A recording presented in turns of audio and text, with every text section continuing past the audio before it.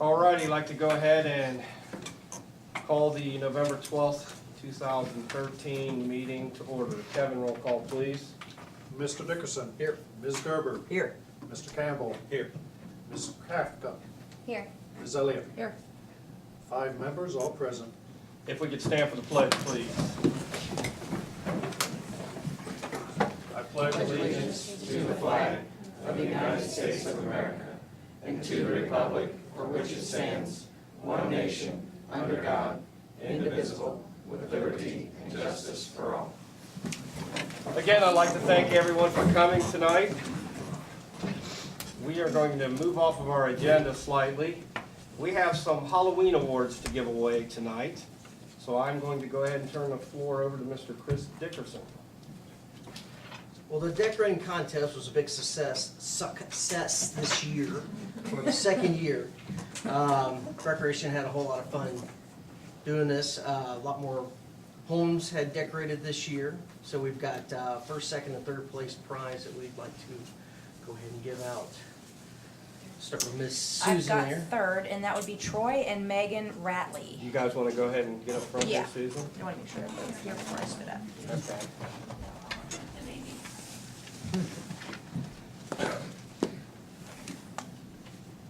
Chris, you're the committee chair, so you should probably go up and see him. Come on up with me. Oh, come on up there. Come on. Join the team. You have a Amelia Forest gift card, certificate, role play, and then some free topsoil from Oxier. All right, thank you. Mulch. It's for Okay. some topsoil. Should be mulch. Whatever, it's free. Thank you so much. All right, thank you. Great job. Congratulations. Oh, thanks.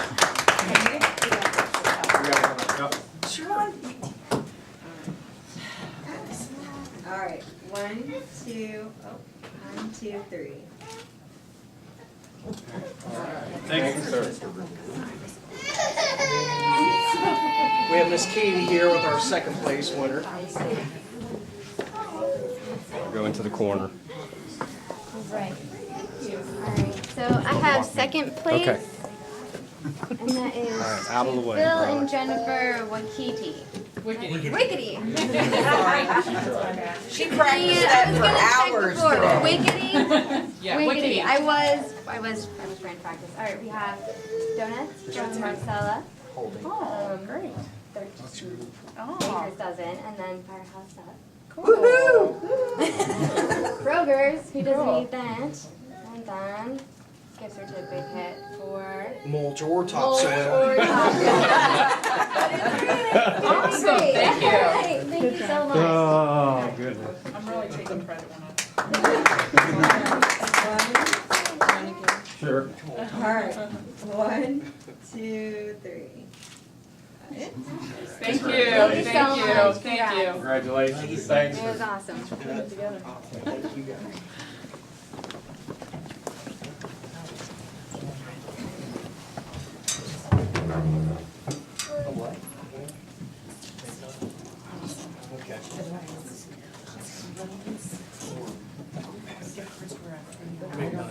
All right, third place, or first place, excuse me, is Scott Reveal from 14 Finch. We've got a gift certificate or gift card here to Amelia Florist, and a $25 gift card to Bed Bath & Beyond, and another topsoil / mulch. gift card. That's what he was waiting for. There was Marcella point. Yeah. I don't know what he did We're with it. missing one thing It's- here. It's, Bear with us. there's another coin from Marcella's for the Baker dozen. It should be right down the end. It's not. Oh, wait, here it is. It's in See? there. Oh, it's still there. All right. I knew they look bad, like I don't know what I'm doing. And then a baker's dozen going from Wait, Marcella. can you, Yes, this is one of them. We came straight from can you hold the Glen Estee thing up there for me? Oh, That'd be great. No, you're good. You're good. Gotcha. You're great. And then your trophy, carved out pumpkin here. You can use year after year for first prize. You might let her hold that. You guys are cornering the market on this decorating thing. Yes. All right. All right. Thank you, guys. Thank you. you.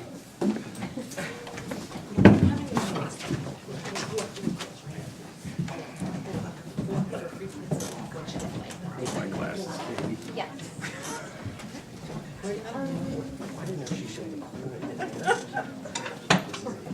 And we wouldn't feel it was rude if you folks wanted to go after that.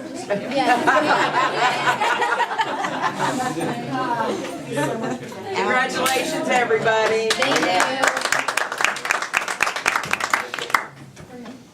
We'll give them a few minutes to be situated. We thought about it. So we're on that line with the mayor thing, so it's celery and carrots. We just have very disappointed. The carrots for the cake. There's nothing to eat.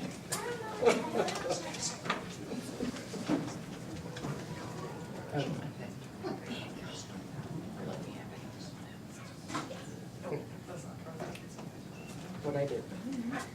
All righty, everyone ready? Yep. You have a copy of the bills in front of you.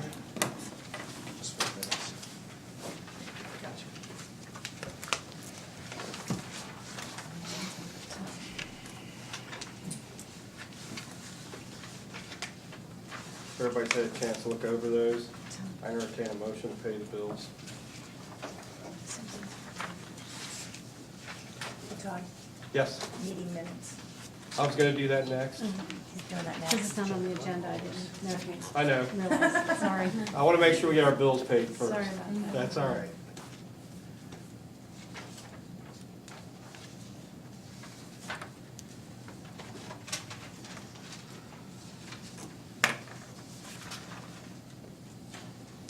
Make a motion, we pay the bills. I have a motion, do I have a second? Second. I have a motion, I have a second. Kevin, roll call, please. Mr. Dickerson. Yay. Ms. Gerber. Yay. Mr. Campbell. Yay. Ms. Krafka. Yay. Ms. Elliott. Yay. Passes 5-0.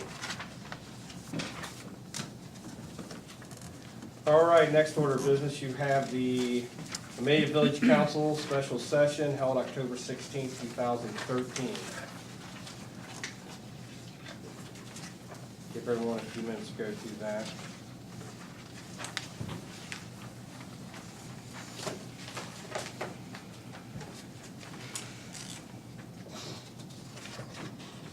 And if no one has any questions, I entertain a motion.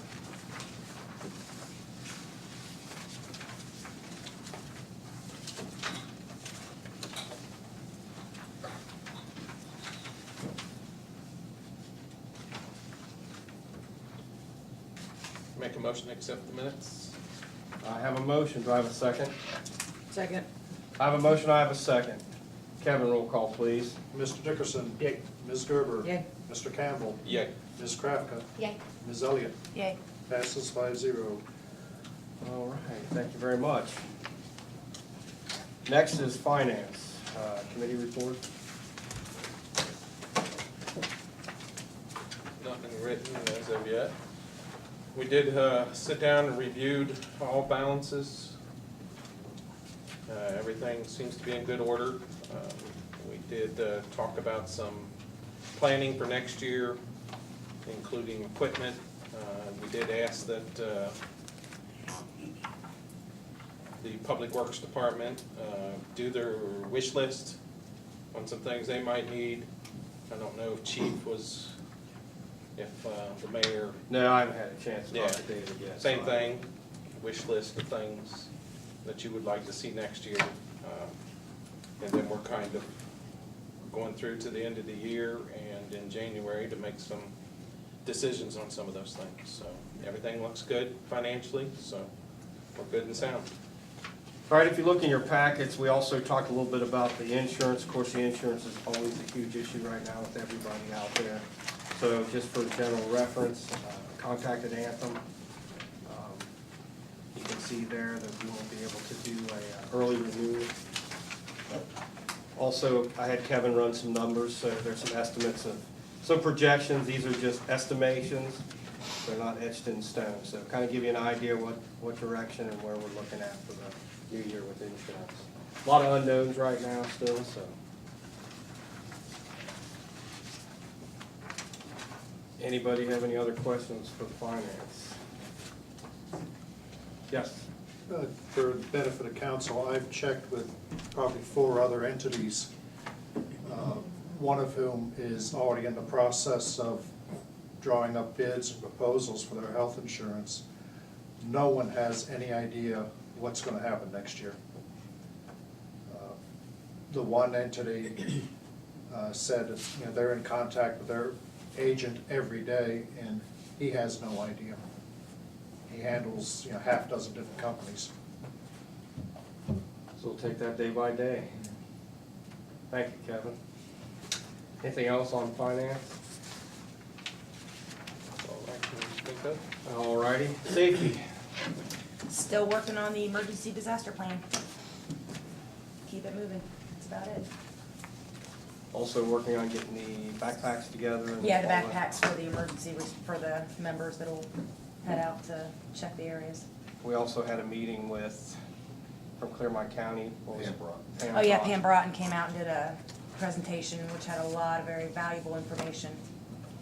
So hopefully we'll move forward on some of the information that she was able to give us on what happened with Moscow and how the chain of events took place. And so we'll have something in place that'll make it a lot easier for us to know who to contact and which direction to go with on there, so. All right. We are moving into legislation, but before I read this first legislation, this is a second reading. I know there's some folks here about the rental dwelling registration, so at this time, I would like to give them the opportunity if they'd like to come up and speak on the rental dwelling registration.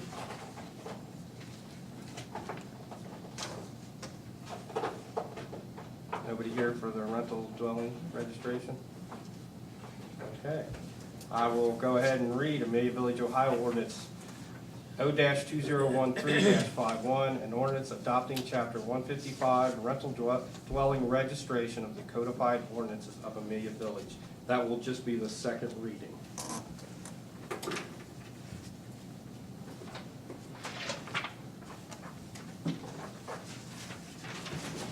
All right.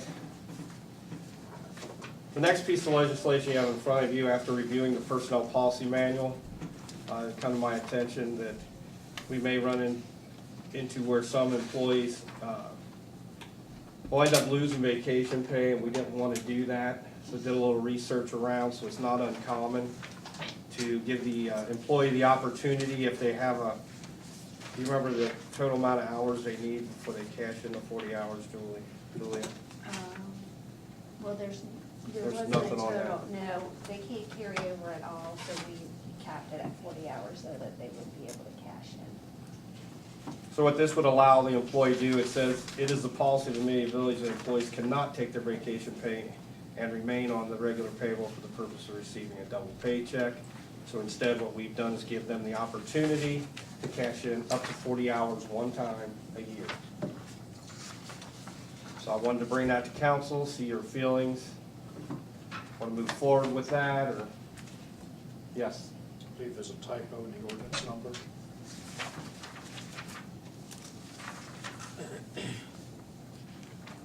Yeah, it should be 54. 54. Thank you. This also talks about carryover to the next year, a maximum of 40 hours vacation.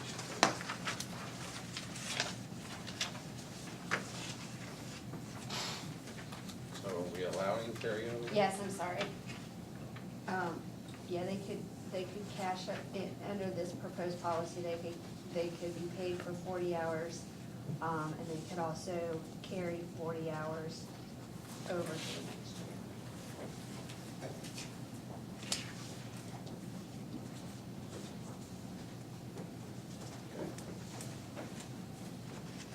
Everybody comfortable with that, or? Well, that's why we're here, so I see a lot of eyebrows moving. Oh, no. If not, I'll read it. Amelia Village, Ohio, ordinance number O-201354, an ordinance amending O-2012-50 and O-2013-07 to amend section 602, vacations of the Personnel Policy Manual, and declaring an emergency. At this time, I need a motion to suspend the rules requiring 3 readings on 3 separate dates. So moved. I have a motion, do I have a second? Second. I have a second. Kevin, roll call, please. Mr. Campbell, Yay. Mr. Dickerson, Yay. Ms. Elliott, Yay. Ms. Gerber, Yay. Ms. Krafka. Yay. Passes 5-0. This time I need a motion for the adoption of the ordinance. So moved. I have a motion, do I have a second? Second. A motion and a second. Kevin, roll call, please. Mr. Campbell, Yay. Mr. Dickerson, Yay. Ms. Elliott, Yay. Ms. Gerber, Yay. Ms. Krafka. Yay. Passes 5-0. This time I need a motion for the approval of the emergency clause. So moved. I have a motion, do I have a second? Second. I have a second. Kevin, roll call, please. Mr. Campbell, Yay. Mr. Dickerson, Yay. Ms. Elliott, Yay. Ms. Gerber, Yay. Ms. Krafka. Yay. Passes 5-0. All right, our last piece of legislation tonight, Amelia Village, Ohio, ordinance O-2013-55, an ordinance by the Council of Amelia Village, Ohio, making supplemental appropriations for current expenses and other expenditures for the fiscal year ending December 31st, 2013 for Amelia Village. This is money that's already set aside, so we're appropriating what was in that fund, correct? Yes. Basically, to help explain it, the council is setting a line of credit through the Recreation Committee of $2,500, even though there is more cash available. Allows us to have some carryover for next year. So if I don't hear anything on that, I'll go ahead and I need a motion to suspend the rules requiring 3 readings on 3 separate dates. So moved. I have a Second. motion. I have a second. Kevin, roll call, please. Mr. Campbell, Yay. Mr. Dickerson, Yay. Ms. Elliott, Yay.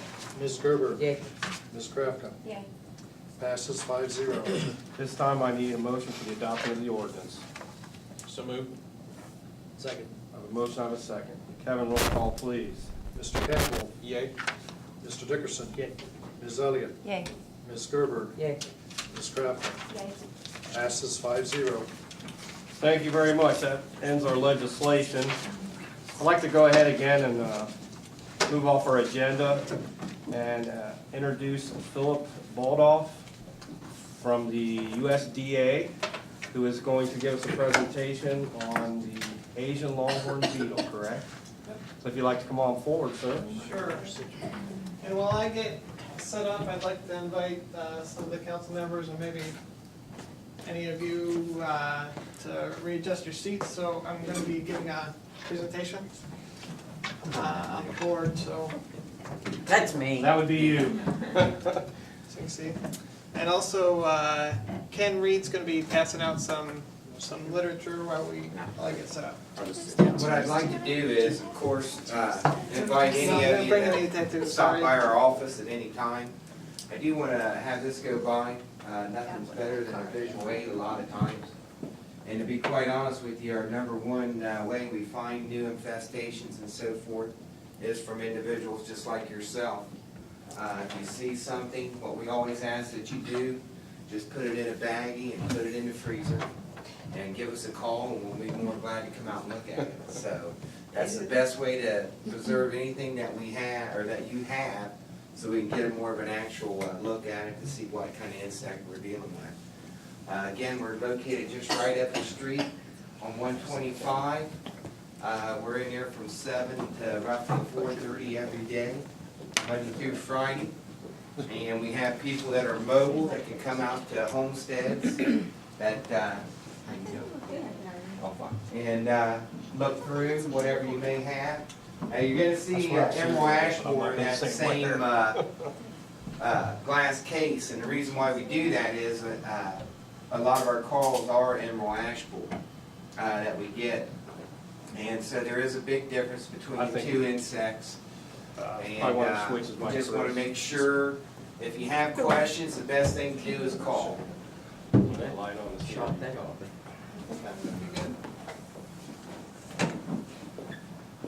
Everybody see that? Okay. Can't shoot these. I'd like to start off by thanking Mayor Hart and the rest of the Amelia Village Council for inviting the Asian Longhorn Beetle Program to come and speak tonight. And I'm going to be giving a brief introduction to the program.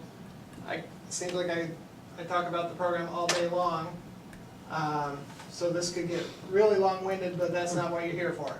I'm just going to give you the basics, but of course, if you have any more questions, feel free to ask tonight, or like Ken was mentioning, feel free to call the program or even pay us a visit. Our office is located in Amelia. First, let me start off by saying we are a cooperative program that includes the United States Department of Agriculture, which is my employer, the Ohio Department of Agriculture, which is Ken Reed's employer in the back there, and the Ohio Department of Natural Resources. By way of brief introduction to what is ALB, or the Asian Longhorn Beetle, the scientific name is Anaplophora glabripennis, and I'm going to just walk you through the life cycle briefly. We have an adult beetle here. This is actually a picture of a male beetle. The female beetle lays the eggs, and keep in mind as I'm going through this, parts of the life cycle on the green side of this tree are during the summer, and on the right side of the tree is the winter. So during the summer, the adult beetles are flying. They mate. Female beetle chews a hole in the bark of a host tree and oviposits an egg. A larva crawls out of that egg and begins to mature. This is an early stage larva. And then over winter, the transition between summer and winter, the larva continues its maturation and will eventually become a pupa,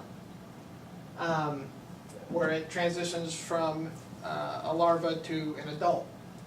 And in the spring of the following year, adults chew their way out of the tree, of the host tree that the egg was laid in, forming these characteristic emergence holes, and the life cycle continues.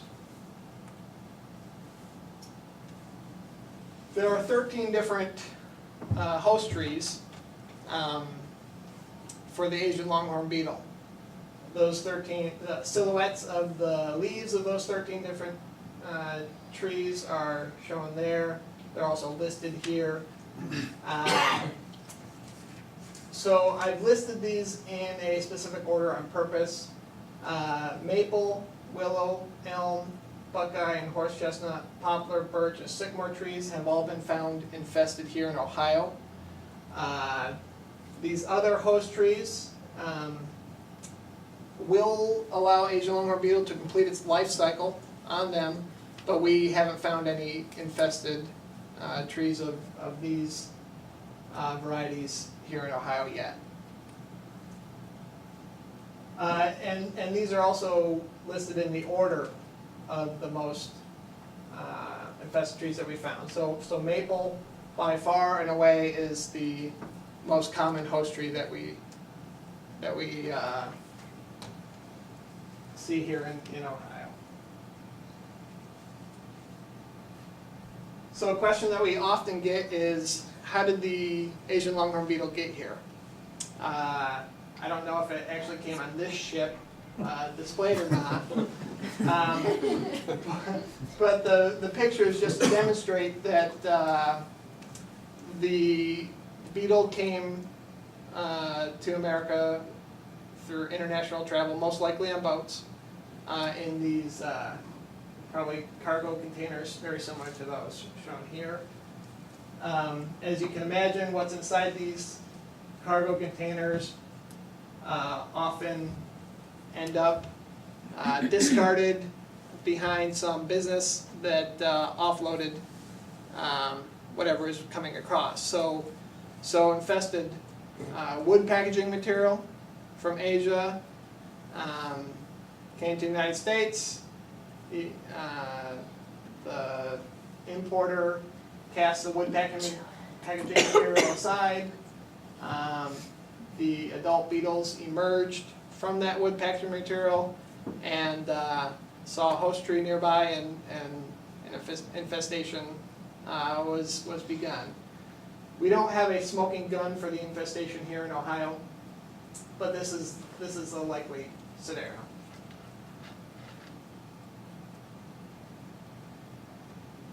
So here in Ohio, there are several states where there are Asian longhorn beetle infestations, or have been. Illinois, New Jersey, New York, Massachusetts, and here in Ohio. So I'm just talking about the infestations here in Ohio. We have 3 different quarantine areas. Our largest by far includes all of Tate Township and East Fork State Park. Our smallest is in Monroe Township, which has an Amelia zip code even. And then our medium-sized quarantine is on the border of Stone Lake and Batavia Townships. And I don't want you to think that the beetle is everywhere within those quarantine areas. As far as we know, all the infestations in Ohio are contained within those areas. When we create our quarantine areas on purpose, we leave a buffer area. We make the quarantine bigger than only right around the infested trees. This is another way of showing what I just tried to explain. All these orange dots are where we found the infested trees. So each orange dot shown in the quarantine areas are infested trees. You can see by far and away the most heavy infestation is here in just west of Bethel, downtown Bethel, in Tate Township. There's a small number of infested trees in Monroe Township, and again a small number of infested trees in Stone Lake and Batavia quarantine. So the 2, we call them satellite quarantines, the 2 quarantines that are in Monroe Township and up here in Stone Lake and Batavia. Those 2 satellite infestations are directly attributed to the movement of infested firewood from Tate Township in 2010, as a matter of fact.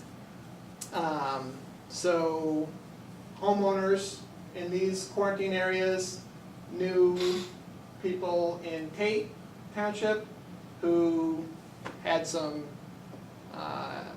wood that they wanted to get rid of, and homeowners here burnt firewood and said, hey, I can use some of that wood.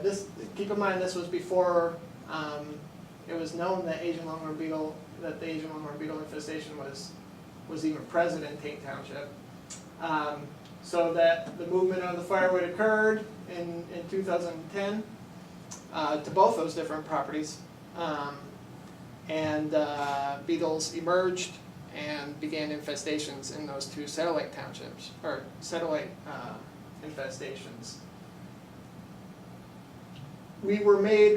The program was made aware of the infestation in Monroe Township in 2011.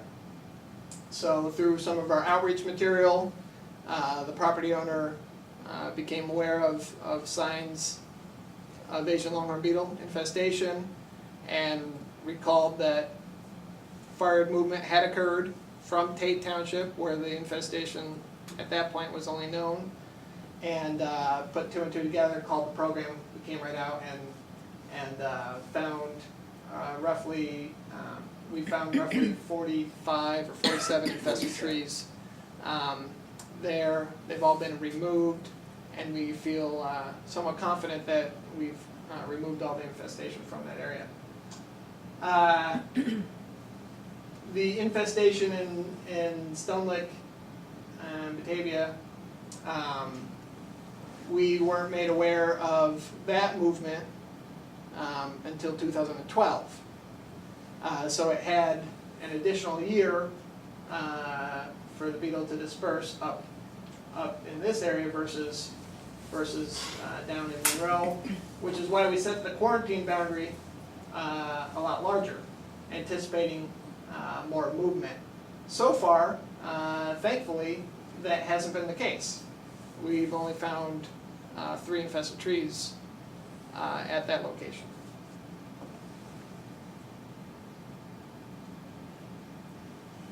So once the pest arrives in that wood packaging material, like I already discussed, it can get around here through other methods. Most notably, firewood, infested firewood. Somebody says, my tree's dead or dying, let's take it out. My cousin or sister or friend, family member burns firewood, let's give them some of the firewood. Or let's go camping to the state park and bring our own firewood so we don't have to buy any there. Some of you may have even gone through some of that thought process yourselves. And in a lot of cases, that there are some things that seem logical. You can save more money that way. You don't have to buy firewood when you got free firewood. However, in the long run, it could possibly cost a lot more when it's due to move, or when you're moving an invasive species. Also, the beetle, as depicted in these slides, flies. Asian longhorn beetle is generally considered a poor flyer. It doesn't disperse on its own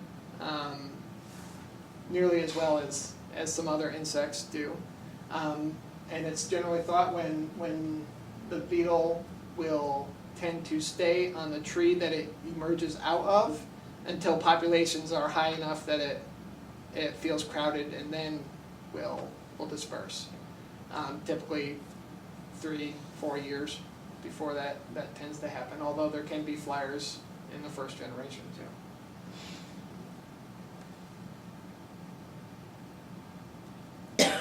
Now we're going to talk a little bit about what to look for. So one, obviously you can look for the beetle itself. Although they are large beetles and very distinct, I've sat and stared at trees that other people say there are adult beetles in, and it's hard to find them. With the shadowing and the light, it's somewhat challenging to spot adult beetles, even when you know when you're looking for them. However, you can find them, so that's a good place to start looking. Another item to look for are what we call oviposition sites. These holes where the female beetle uses her mandibles to chew through the bark of the tree. And I showed this blow-up picture here because you can actually see the grooves on the sides of this egg site. You can imagine the mandibles of the insects almost like a pair of scissors, and you're opening and closing, and as it's opening and closing, it's chewing its way into the bark, and you can see those grooves left by those mandibles, or mandible scarring, on the sides of this oviposition site. Another item to look for when scanning your host trees are these emergence holes. Conveniently, this finger in the slide gives you an idea of the size of the emergence holes. A good way to test if a hole in a tree, it could be from Asian longhorn beetle adult emergence, is what we call the pencil test. If the pencil will go in about an inch, that's a good indicator that that could be from Asian longhorn beetle. There are other insects and other things that would cause that kind of hole too. So it's not a guarantee, but it's just something to throw up a red flag and maybe give the program a call and have us come out and take a look. And by the way, I would very much prefer to get a call and on a false alarm than for somebody to say, oh, I don't think that's Asian longhorn beetle, and never call and end up having it actually be an infestation. It's very key in these kind of things to catch the infestation as early as possible. Another item to look for is what we call frass, this sawdust-like substance.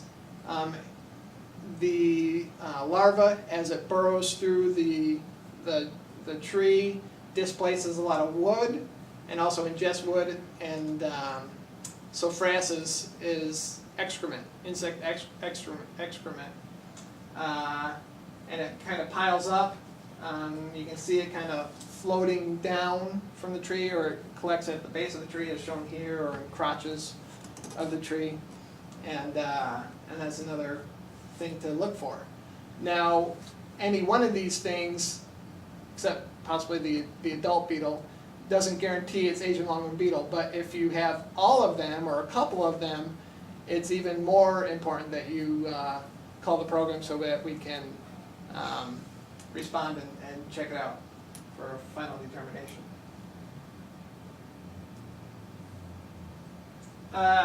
So where you can get more information. There is our program website. It's called AsianLonghornBeetle.com, and this is a screen capture of the home page. There's individual tabs for the states with current infestations, including Ohio. So you can look there for recent or current information about the Ohio infestation, as well as you can browse the other states and their pages, as well as ID guides and other outreach material. Pretty much whatever the program produces is available here at this website. You can also report your potential ALB sightings. You can include, there's a map feature where you will place a marker where you saw the beetle or the infested tree, fill out a form, it gets emailed directly to the program, and we'll send out inspectors to respond. Along with a couple of other really neat features there. And other ways to contact the program, 513-381-7180 is our program main office line. If you wanted to talk to me or Ken Reed, you can call that number and get patched through to us. Alternatively, you can email me. I'm the Asian Longhorn Beetle Eradication Project Manager for the USDA. The Ohio Department of Agriculture also has a project manager on site. That's Ken Reed there in the back. And you could email Ken at that address as well. And with that, I'll be happy to take any questions from the council, from the mayor, or anyone else. Keep the lights, Kevin. I was talking to David earlier. I was watching some cartoons with my grandkids, and the Asian longhorn beetle came up on one of the cartoons, which I thought was kind of cool. It wasn't Dora the Explorer, but it was another one.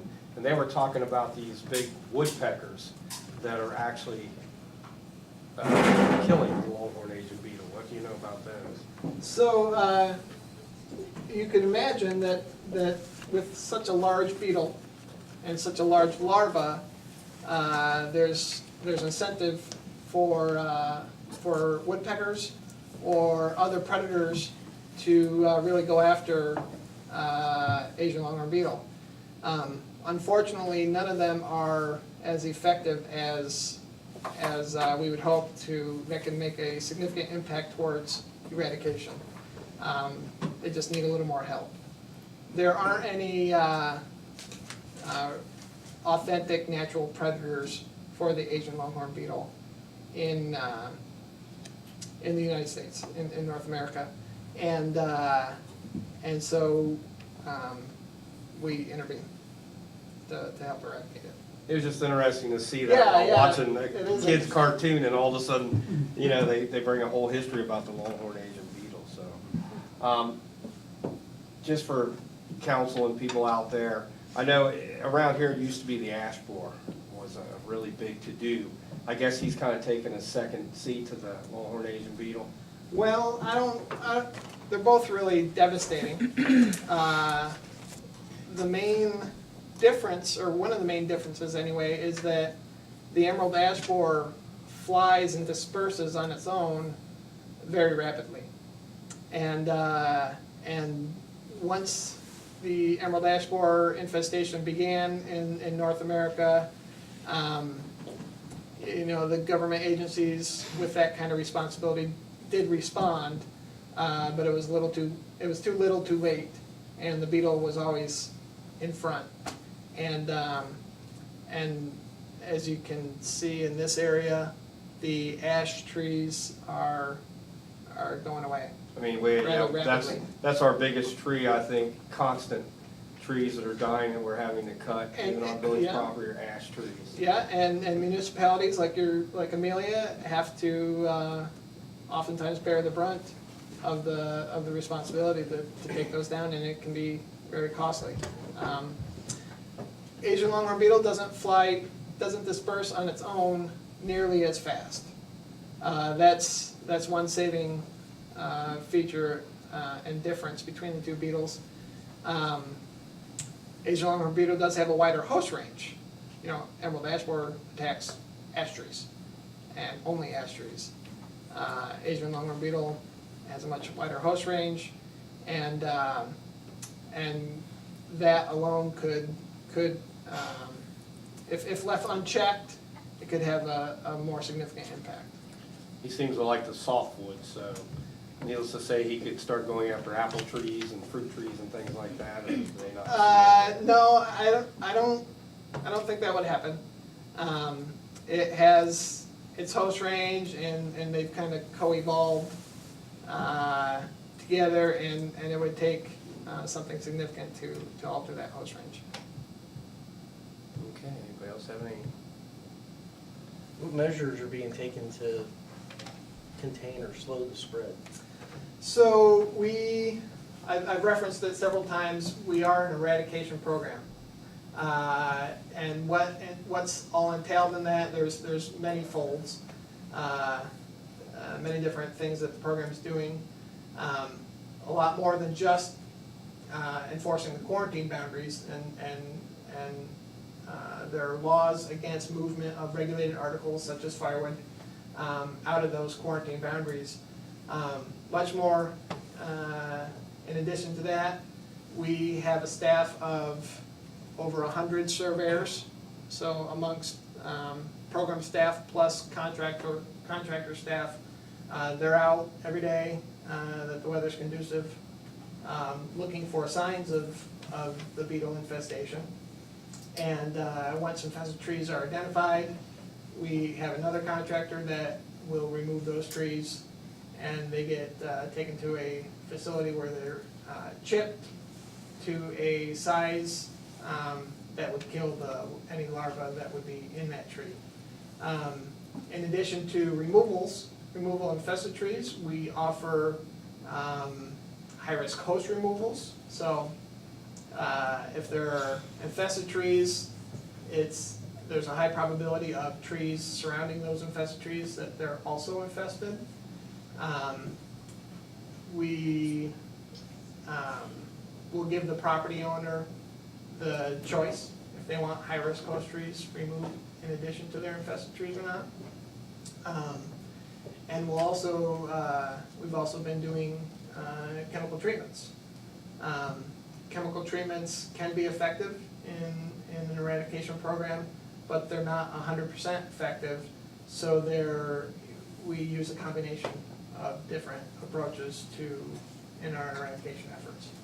I think it infests the entire tree, not just the base of it. So emerald or Asian longhorn beetle signs of infestation can be anywhere on that tree. So when we go out and look, we start at the bottom and go all the way up. Every branch gets looked at. As you can imagine, though, in full leaf canopy, it's difficult to see the whole tree, and it's still impossible to see the whole tree even when leaf canopy is dropped. Our staff are out there with binoculars doing the best they can, but they typically will find 3 out of every 10 infested trees. We have climbers, tree climbers that work for the program. They will climb the tree and inspect from the air, and can get right up close. But even then, tree climbers are thought to find 7 out of 10 infested trees. It's difficult. Those egg sites and the other signs of Asian longhorn beetle, as shown in that display case that went around, they're small. And trees oftentimes have a lot of different cracks and grooves from lots of different reasons. So it's difficult to see all of them. One last question, is there any research being done for the possible use of parasitic wasps to control them in the future? So I don't know of any research on any specific wasp for the Asian longhorn beetle. I know that there are some parasitic wasps for other insects, and releases have occurred for the emerald ash borer in an attempt to control it.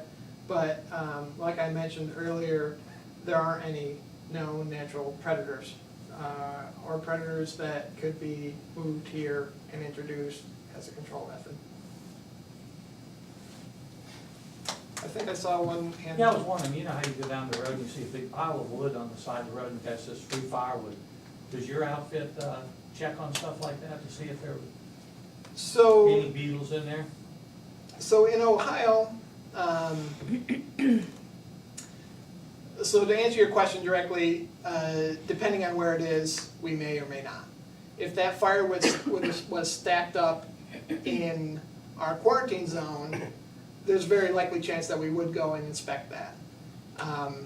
And in fact, we would probably remove that firewood ourselves because we would want to prevent the chance of that firewood leaving the quarantine area and possibly spreading an infestation. By the same token, you know how they sell firewood at Kroger's? That Yep. usually looks pretty good, but would you even check that stuff out? So my answer will be kind of a continuation of the answer of the previous question. If the firewood was found outside of our quarantine zone, we would likely not inspect it unless there was some reason to, unless there were some signs of infestation in the area and we thought, oh, well, we better check this firewood too. There are no laws against moving firewood throughout the state of Ohio unless there are additional quarantines, like our quarantine, in place. It's ill-advisable, it's ill-advised to move firewood from place to place, but currently there aren't any laws against movement of firewood. So Kroger's is perfectly fine to sell firewood, although I think a lot of their firewood is kiln treated, which would likely kill any pieces that are infested with Asian longhorn beetle. But we're extra concerned about firewood in the quarantine area because it can easily go out. Like for instance, if BP brings in, just using them at a gas station example, bringing in wood in that plastic wrap, once they would come in and take township, they have to maintain a log. We check that log, and it's not to go out of township once it comes in, regardless of where they got it from. Once it comes into the township, it can't leave. And we have people daily patrol. And any wood in that township can't come out of that township. Yes, what we have There's laws is, in place for that? we do still work with people that are logging, as long as it's in 4 foot or greater logs where we can definitely tell the species of the tree. You know, our goal is to try to keep the economic movement going the best we can, but once it goes into firewood length, there's no, it's all firewood and it has to stay. We don't segregate it out once it goes into firewood lengths, because it's just too hard to tell. Thank you. Again, thanks Yeah. very much for the invite. And again, feel free to contact the program. Amelia is close enough to our known infestations that I think you're very wise to educate yourselves and your citizens about the potential of Asian longhorn beetle. So thank you very much. We're I'm happy gonna to do leave it. some cards back here. You're more than welcome to call. Thank you, sir, for If coming. you have any Appreciate it. kind of programs going on with kids, anything like that, some summer activities, we'd be more than glad to set up a booth or help you however we could. So give me a shout. All right, thanks.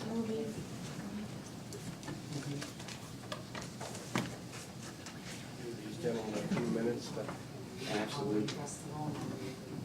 Absolutely. Kids are some of our best detectives. So, This year we are sure. My husband wants for sure. oh, okay, okay.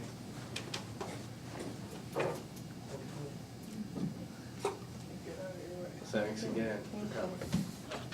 And if you come across any businesses that would like to display something on a bulletin board, have them give us a call and we'll drop off information.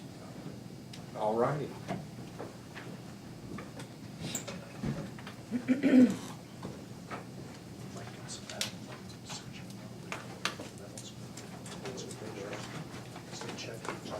We'll go home and look at your tree.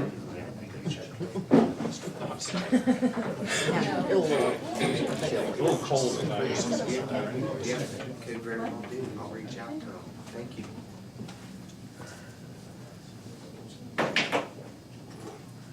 All righty. We will move along now for public input. Do we have any public input tonight? No public input. Before I give the floor to council, I'll go ahead and do council input. What do we have on council input tonight? Just information on our Halloween festival, which we had a very good turnout for that, even though we had to delay it a day due to poor weather. A lot more people than we were expecting with it being our first, so we were very excited about that. Everything went very well, no issues at all. I want to give a big thank you to Mayor Hart and our Vice Mayor, Derek Campbell, Danny Spiegel, our zoning officer, for helping out in our festival, getting everything together and orchestrating everything. Also want to give a thank you to Bruce Plummer from Plum Good Lawn Services for providing his tractor and his trailer for hay rides to our pumpkin patch. Ben and Stacy McAmis, who did our haunted trail. They provided and set everything up for that, which was awesome. Chuck and Dennis from our Public Works, who helped out in putting in the poles for our maze. Big thank you to them. And then I got a huge list of all the businesses here in our community that made donations, whether it be through contributions or prize donations. Amelia Florist, the Pillbox, Kroger, Great Scott Diner, excuse me, Gold Star, the Groomery, Red Dog Saloon, Facet, CVS, Dollar General, Marcella's, excuse me, Oxyar, Firehouse Subs, Ohio Pike Chiropractic, Blue Ash. sorry, Ohio Pine Chiropractic, and DeWeese Upholstery. Also want to thank the Amelia United Methodist Church and the Good Samaritan Episcopal for doing the trunk or treat. Home Depot, can't forget them for the children's workshop. I think they did almost 300 of the kits there. Scherzinger Pest Control for having the insect samples and the coloring books. Jennifer Lever with Liberty National Life, they had a booth there. The Girl Scouts for passing on information, recruiting more girls for their troops. And then also Chuck DeGarro, who does the artificial pumpkin carvings, who does ours as well. I also want to give a big thank you to Miss Julie for all her help and flyers and thank you letters to the businesses. You know, we're looking forward to next year's festival where we're starting plans and to make it bigger and better. You know, if anybody would like to participate in it, you know, just let Recreation know between now and next year. And there's also plans in the works of doing our first haunted house next year here in the village. So we're pretty excited about that. Don't forget to like us on Facebook, Amelia Village Rec on Facebook, so you can keep up to date on the different things going on. I'm sorry, I'm trying to get everything in here without reading it word for word. And that's it for the Halloween. We are going to be doing our first tree lighting, which is December 6th, Friday, December 6th at 7 p.m. at the Morse House. So keep an eye on the Facebook, Recreation Facebook, for any changes or so forth on that. Christmas Parade, December 8th, Sunday, December 8th, starting at 2 o'clock. And then they also have a Facebook page, Amelia Christmas Parade. Am I forgetting anything else, ladies? What about the dancers that were there? Oh, the Harkey Hoedowners. They unfortunately didn't get there as early as they were hoping for. It was fun. Yeah, it was pretty cool. So big thank you to them as well for being part of our festival. It was a whole lot of fun, and I can't wait till next year to do it again. Anything else? I'll have to invite the Asian longhorn beetle people to come. Yeah, do that. And that's it. All right. Anybody else? I have something.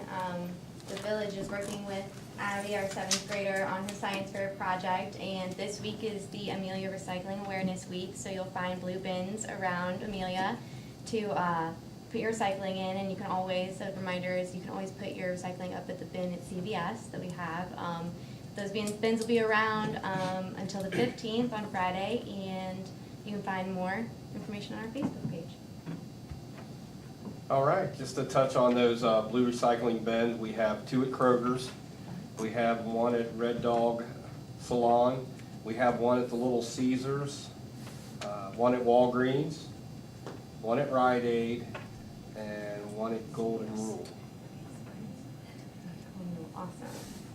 So they're out and about. If you see them, please come over and contribute your recyclables in there. Let's make it a good thing for her and for us too.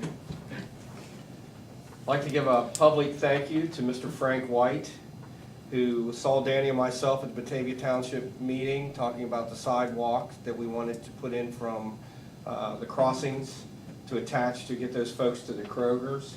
He thought it was one of the best things that he's seen done in a long time, and he came forward with a $2,000 check and gave that to us. So thank you, Mr. Frank White, for the money for the sidewalk. The sidewalk is in and complete, and it looks great. Did a really fantastic job on the sidewalk. Don't forget, we got Mile with the Mayor on Saturday, 9 a.m. We started with 6 people, and we're up to 20 people. So we are moving forward, and more people are coming. Of course, it's going to get a little cooler out, but just dress warm. Normally, we do a little over a mile. Most people, I know we started at 8, but people like 9 o'clock, so it's 9 a.m. And that'll be on the 16th at Spencer Shank. Just going to touch briefly on Team Depot. They came out again, did a wonderful job. I've got some more things I've got to come up with, and I'll bring that to the next meeting for Home Depot's day for the veterans. So, anybody else have anything? I got one last thing. There's several lights in the village that have been marked with caution tape that are in need of replacement or repair. So if you have any in your neighborhood that have not been marked that are not working, please give us a call and let us know. But Duke will hopefully be around here sometime soon to get those lights fixed. We will be moving, I need to get a motion from council. Our second meeting in December will be on the 24th, which is Christmas Eve. I'm not sure if anybody wants to be here on Christmas Eve. Oh, can we, please? So I would like to get council to move that meeting to December 17th. So moved. So we need that in the way of a motion to move the second meeting in December to December 17th. Might as well. So moved. I have a motion, do I have a second? Second. I have a second. Kevin, roll call, please. Mr. Dickerson? Yay. Ms. Gerber? Yay. Mr. Campbell? Yay. Ms. Krafka? Yay. Ms. Elliott? Yay. Passes 5-0. All right, so we will put that out early for everyone, so that'll be 7 p.m. here. Our next council meeting will be Tuesday, November 26th at 7 p.m. If there's nothing else, at this time I entertain a motion to adjourn. Make a motion, we adjourn. I have a motion, I have a second. All in favor? Aye. Any opposed? Thank you very much.